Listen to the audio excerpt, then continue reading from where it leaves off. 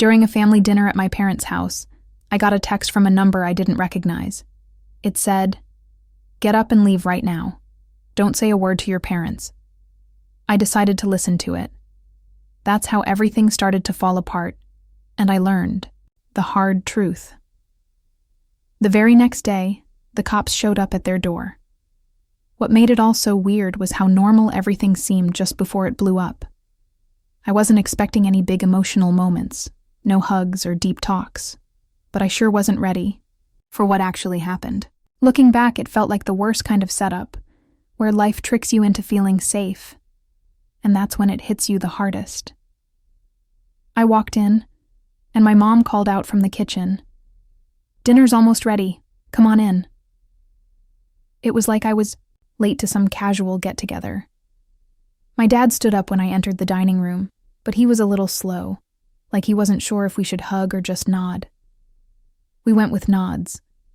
My sister was already sitting there, scrolling on her phone with that classic teen attitude, barely looking up to say hi before diving back in.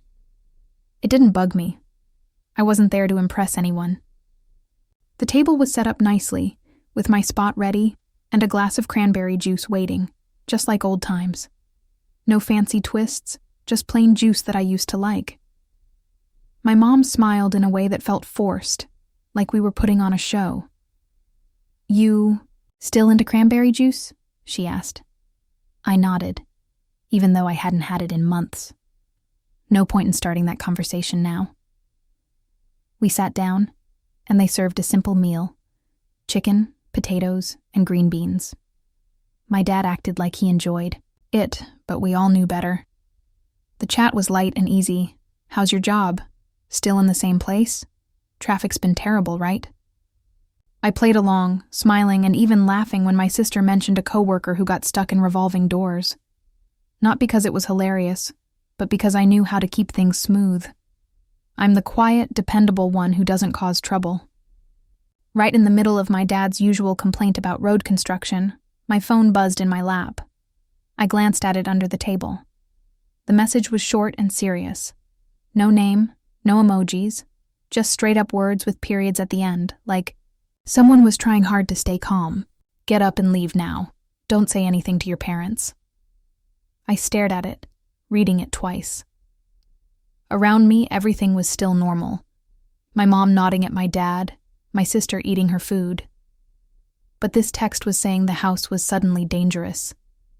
I froze for a second, thinking it could be a joke, a wrong number, or some scam. But deep down, I knew it wasn't. Somehow I just knew. "I'll be right back," I said, pushing my chair back. "Just need to use the bathroom." No one even looked up or asked questions. I grabbed my phone and headed upstairs. The bathroom up there had a good lock and some privacy. I shut the door, sat on the edge of the tub, and stared at the message. Again.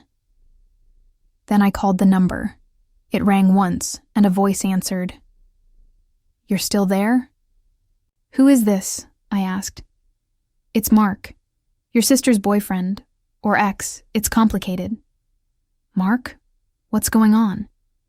His voice was low and tense, like he was hiding somewhere. "You need to get out. Just leave. Don't drink anything. Especially not the juice." My mouth went dry. I hadn't touched the juice yet. "Why?" I pressed. He hesitated. "Trust me, please. Just go." "Not until you tell me why." He finally spilled it. "I think they put something in the juice. Maybe alcohol or worse. They're planning for you to pass out so they can use your phone." I sat there in that cold bathroom for a while after hanging up, feeling the chill from the tiles. I knew I had a choice, and I'd already made it. Quick note: this story is copyrighted by the YouTube channel Revenge with Claire. Reposting, revoicing, or changing it without permission is still against copyright rules. Thanks for respecting original content. Now, back to what happened. Being the older sister never came with any fanfare, just a ton of responsibility that everyone assumed I'd handle. We were 3 years apart. When we were kids, our parents gave us each $5 a week. I saved mine. She spent hers right away, on stuff like gum or glittery pens. Then she'd give me that look, and I'd hear, "She's out of money. You still have some. Don't be selfish." It wasn't a rule, just how things went. If I had savings, I was expected to share. If she messed up, I fixed it. In high school, I got a part-time job at a pharmacy to buy my own clothes without arguing. She didn't work.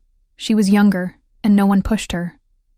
But if she wanted extras, like a movie ticket, it always fell on me.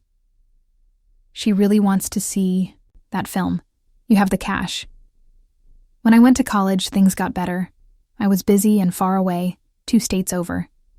She was still in high school, and it felt like I had some breathing room. Then I graduated and landed an entry-level developer job. The pay was okay, but it barely covered rent and loans. To my parents, though, it was like I hit the jackpot. The ask started small.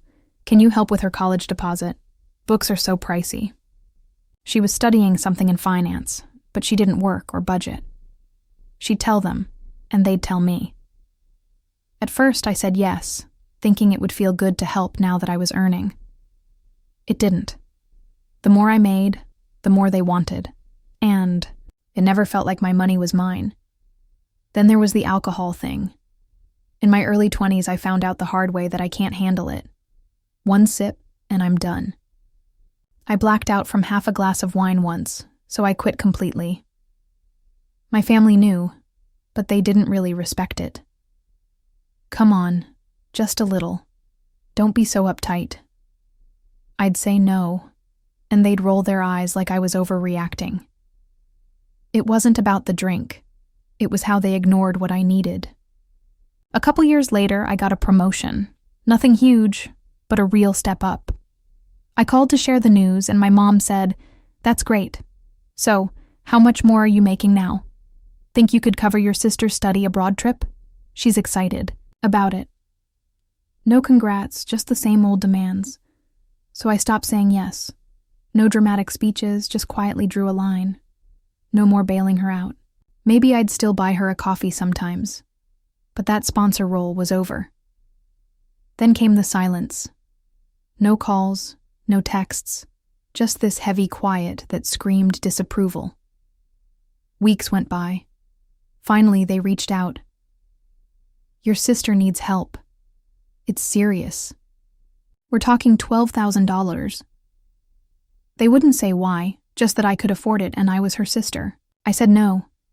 They kept pushing, so I called her directly. That's when she admitted it. She'd been gambling, lost big, and now owed money. If it got out, her finance career was toast. I asked if it had happened before. She didn't answer, but I didn't need her to. I told her straight up, "No, I've helped you forever, but not this. Never again." She called me heartless, said I didn't get it. Maybe she was right, or maybe I finally didn't want to. After that, they ghosted me for 3 weeks. Then the contact trickled back. A meme from Dad, a photo from Mom, a TikTok from my sister with no message. Eventually, an invite. "Family dinner, hope you'll come." No apology, no mention of the money, just dinner. I told myself they'd moved on, so I said yes. But back to that night with Mark's warning. His voice was flat, but edgy, like he was holding back a lot. "It's the juice," he said. "I think they spiked it. They're waiting for you to pass out so they can unlock your phone with your fingerprint." I went back downstairs, picked up the glass, and pretended to sip. "Tastes just like I remember," I said with a smile, but I didn't swallow a drop. Later, I casually asked, "Is that a car pulling up outside?" Everyone turned to my look, and I quickly poured most of the juice under the table onto the carpet. It soaked in fast. I acted dizzy. "Feeling weird and tired," I mumbled. My mom leaned in with fake concern. "You okay?" "Yeah, just a bit lightheaded. I need to lie down." They helped me to the couch, all sweet and attentive, like they were helping, not scheming. I lay there, eyes closed, heart racing, but I kept my breathing steady. Then I heard them whisper, "Is she asleep?" "Yeah, out cold." "Okay, let's do this fast." I felt my phone being taken. Then my hand lifted, my thumb pressed to unlock it. A pause, then, "We're in. How much are we transferring?" "Not all of it, just enough to cover it." "She won't even notice if it goes smooth." "I told you, she always blacks out after a drink." But they hit a wall. Two-factor authentication stopped them. "Everything's locked now." They put the phone back and sat quiet for a minute. I waited, then woke up slowly. "Sorry, must have dozed off." They acted worried, but I could see through it. I grabbed my phone and said, "I think I should head home. Work in the morning." They didn't stop me, just said, "Thanks for coming. Drive safe."